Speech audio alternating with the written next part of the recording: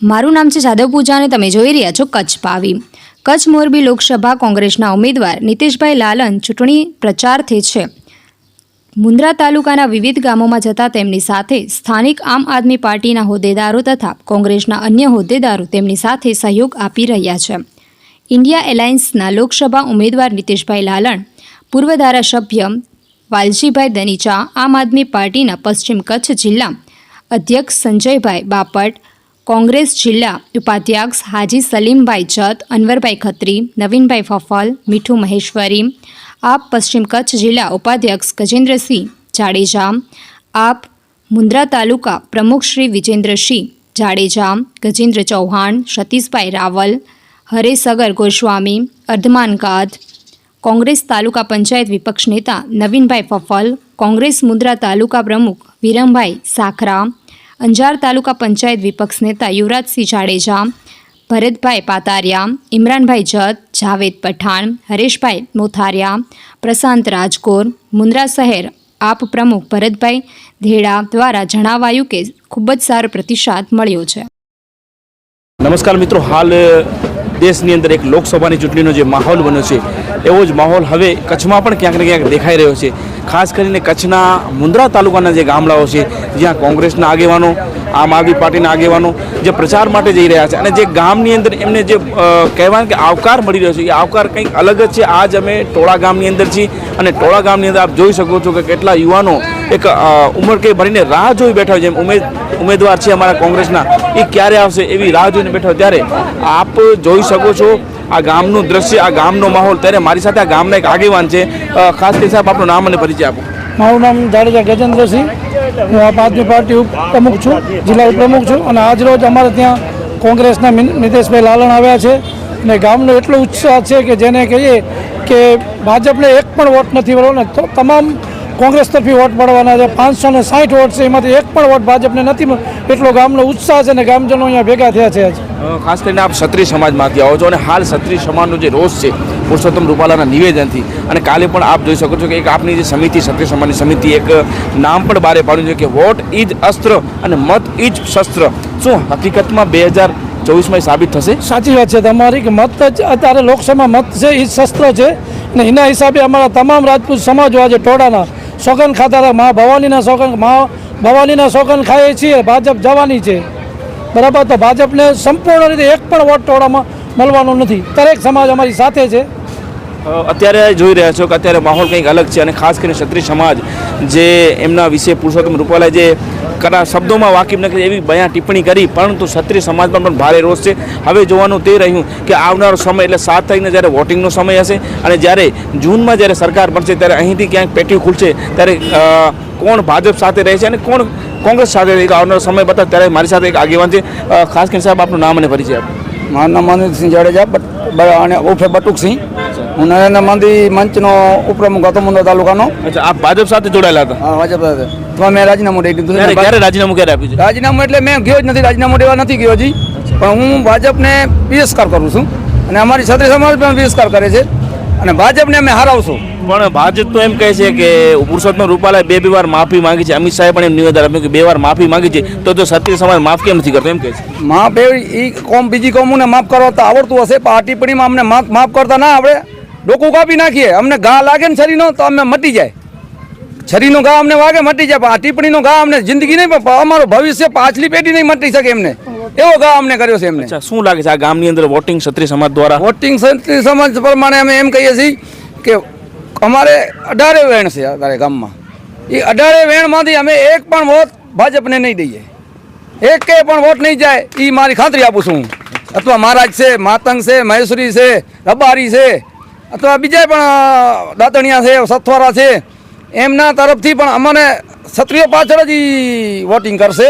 અને હજી તો ઘણો સમય છે, ભાજપ વાળા પણ આવશે તમારી પાસે। વિજય વિશાલ ભાજપ વાળાનું એટલે ભાજપ વાળા એમ છે કે પૈસાનો એનો પાવર છે, પૈસા અમે આ ટિપ્પણી મારફતે પૈસાને લાત માટે ભલે કરોડ નહીં પણ 5 કરોડ કાં ન દે એક વ્યક્તિને, પણ મત અમે ભાજપને નહીં દઈએ।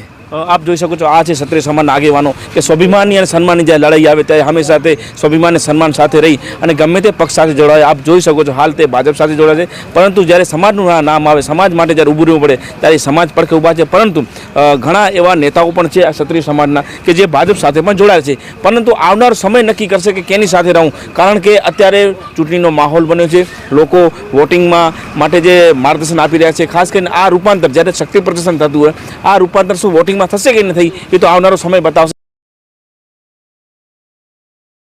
ત્યારબાદ ગુજરાત વિધાનસભામાં અગર આપ ત્રિપાંખીયો જંગ થયો હતો, ક્યાંક ને ક્યાંક આમ આદમી પાર્ટીએ પણ પોતાનું વોટિંગ તરીકે જોર બતાવ્યું હતું. ત્યારે આ વખતે કંઈક અલગ માહોલ છે, કારણ કે ઇન્ડિયા ગઠબંધનમાં આમ આદમી પાર્ટી કોંગ્રેસ સાથે છે. ત્યારે મારી સાથે કચ્છના કોંગ્રેસ આમ આદમી પાર્ટીના આગેવાન સંજયભાઈ બાપટ પણ છે. પહેલાં તો આપ સંજયભાઈ આપનું નામ અને પરિચય આપી દો.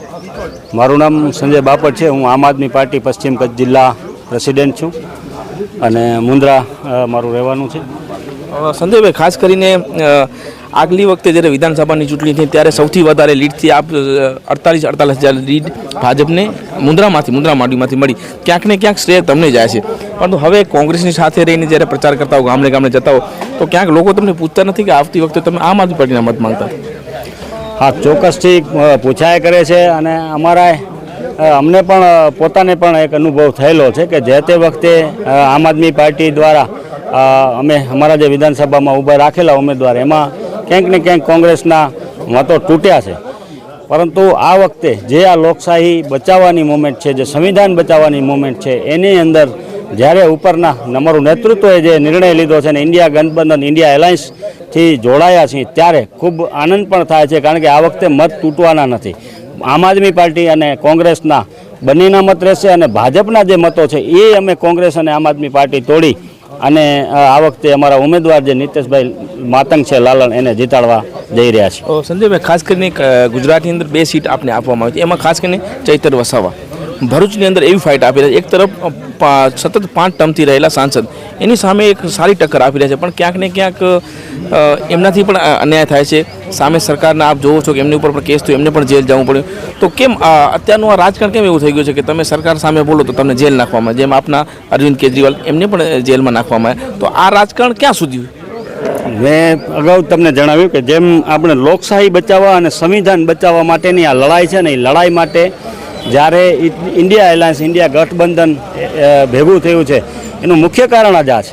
કારણ કે જ્યાં સુધી તમે ભાજપનો ખેસ નથી પહેરતા ત્યાં સુધી તમે ગમે એટલા સાચા છો તો ક્યાંક ને ક્યાંક તમને દમનકારી નીતિ જે છે, જર્મનની અંદર જે હિટલર થઈ ગયો, જે હિટલર શાહી અત્યારે આપણા ભારતની અંદર પ્રવર્તી રહી છે, છેલ્લા 10 વર્ષમાં ખૂબ જોર જુલમ થઈ રહ્યો છે. એ રીતે ગમે એ જે માથું ઉચકવાના છે એને દબાવી દેવાના પ્રયત્નો કરે જ છે. જેમ કે અત્યારે ક્ષત્રિય સમાજ છે, તો એ ક્ષત્રિય સમાજને પણ ક્યાંક ને ક્યાંક કેન પ્રકારે દબાવવા માટેના આ પ્રયત્નો થઈ રહ્યા છે. એટલે આ તાનાશાહ સરકાર બીજું કોઈ કંઈ કરી શકવાની નથી. જે પણ માથું ઉચકશે, જે શિક્ષણ, આરોગ્ય કે રોજગારની વાત કરશે, એવા તમામ લોકોને આ લોકો આ જેલમાં પૂરવાના જ છે. સંજયભાઈ, ખાસ કરીને અમે આપની મહેનત જોઈ રહ્યા છો. આપ ખૂબ મહેનત કરી છો, ગામડે ગામડે જઈ રહ્યા છો, પોતાના સ્વ ખર્ચે પ્રચાર કરી રહ્યા છો. ક્યાંક ને ક્યાંક લોકો તમારા સંબંધ પણ સારા છે, તો તમને લોકો પૂછતા હશે. પરંતુ આ ક્ષત્રિય સમાજનો જે વિરોધ છે, પુરુષોત્તમ રૂપાલાનો જે નિવેદન નથી, એનો ગામડામાં કેવો રોષ દેખાઈ રહ્યો છે? ગામડામાં ક્ષત્રિય સમાજ ગુજરાત કચ્છના નહીં પરંતુ આખા ભારતની અંદર રાજપૂત ક્ષત્રિય સમાજ જે સાચા રાજપૂતો છે, જેમ ભાવનગરના યુવરાજે કીધું કે રાજપૂતો છે એ ક્યાંક ને ક્યાંક ભાજપ સાથે સંકળાયેલા છે અને અળગા રહે છે. બાકી જે પણ ક્ષત્રિયનું લોહી છે, જે રાજપૂત ક્ષત્રિય સમાજ છે, એને તમામ જગ્યાએ રોષ છે.